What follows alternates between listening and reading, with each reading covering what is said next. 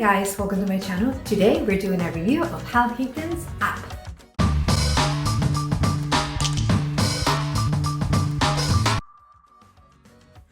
Hi guys, welcome to my channel. My name is Susie and this is I Run Things. Today I'm going to talk about a topic that has been highly requested, and that is a review of Hal Higdon's app, Run with Hal. So I utilized Hal Higdon's app to train for my half marathon. Well, actually, I ended up running 2 half marathons with Hal Higdon. First one was April Fool's in Atlantic City, and the second one was the Brooklyn Half Marathon in May. So I have used it very recently, and now I have decided to utilize it as well to PR in my next marathon, which is the Atlantic City Marathon on October 23rd.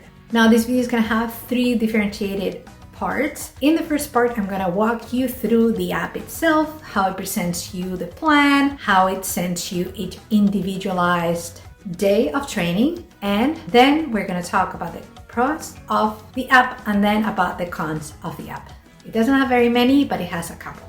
So I'll walk you through all these 3 different aspects in this video. I feel it's also very important for me to do a disclaimer. I'm not a coach, I'm not a medical professional, so if you are thinking about choosing a plan for yourself, please make sure you are healthy enough to exercise, and also make sure you consult with a coach to choose the right plan that's right for you. So one of the most important things that you need to know when you choose a plan is what is the coach's philosophy. There are coaches out there like Hansen who focus a lot on mileage, time on your legs, and other coaches like Hal Higdon focus on other aspects of your training to get you to run your best race. Hal Higdon has plans that you can print out and follow and just write them down on a calendar if you choose to do so, or he has this app that's really convenient and you can download. This is the logo that you should find on your Android or your iPhone. And upon download, the app is going to ask you a number of questions. They're very easy. It takes you 30 seconds to answer them. Namely, when's your race? How many miles do you usually run? What's your average pace? And what's your goal? And then it just shows you a training plan. Now I'm gonna show you the training plan that I'm currently following for my marathon. The first thing that you're gonna see is the full calendar, all the runs that you have scheduled on your calendar, which is a feature I really like. Another feature this app has is that you can see up on the top the full mileage for that particular week with all the runs, and then each individual run. When you click on each individual run, it's going to explain what you need to do, your pace that you need to accomplish, and it's even going to give you a little bit more of like tips around other aspects of running. Now, if you continue clicking on further runs ahead of this particular week on the calendar ahead of you, you're not going to be able to really see anything other than the total mileage of that run. And even that might change because the app recalculates if you're missing runs. So I haven't had the app recalculate any of my runs because I typically don't miss runs. But if you miss 3 or 4, I have a friend who's been following it as well, and she missed 3 or 4 runs in a row, and then the app recalculated everything. So you should anticipate that the app recalculates depending on how many runs you have missed. So there are different kinds of runs in Hal Higdon's plan. I really like the variety. It has you doing different things every week, and that is something that I really enjoy. It's not heavy on mileage. It's not one of those plans that's gonna have you run 100 miles if you're advanced for a marathon. I chose the Advanced 2, which is the highest plan they have for the marathon, and the heaviest week I think is 53 miles. So that's something that really fits within my schedule, and I like that about Hal Higdon. Now let's talk about the pros of the app. Number 1, convenient. It's extremely convenient. You don't have to worry about anything. The app sends you a notification the day that you need to do a run. In the morning, it says you have a run scheduled, and then you click there on your phone, and then it pops the workout that you need to do.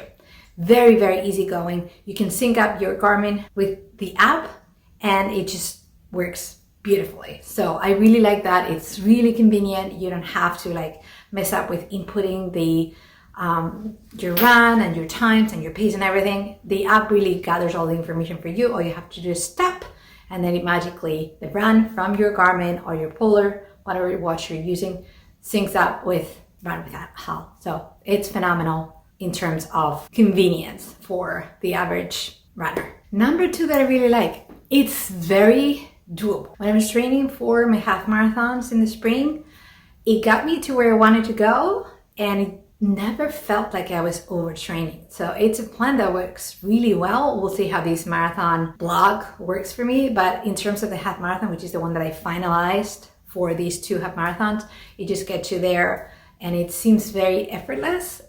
There's no extreme tiredness or extreme soreness or anything like that. I mean, if you pick the right plan, obviously, but if you pick the right one, you should be able to accomplish it, no problem whatsoever. Number 3, I like the variety. There's a lot of different things. Sometimes he even changes the days that the workouts are happening. I like surprising my body. I think my body reacts well to that. And in my mind, this is something that really should work, because progressive overload is important, but it's also important to surprise your body from time to time. So I like that sometimes it just switches up your days for the long run, or the day for the race pace workout, or even your speed workouts might happen on a different day. So I really like that, and I enjoy it very much. Now, cons of the app. It seems very constrained. If you are a person that needs to plan in advance for maybe vacation time, you can only see 10 days at a time.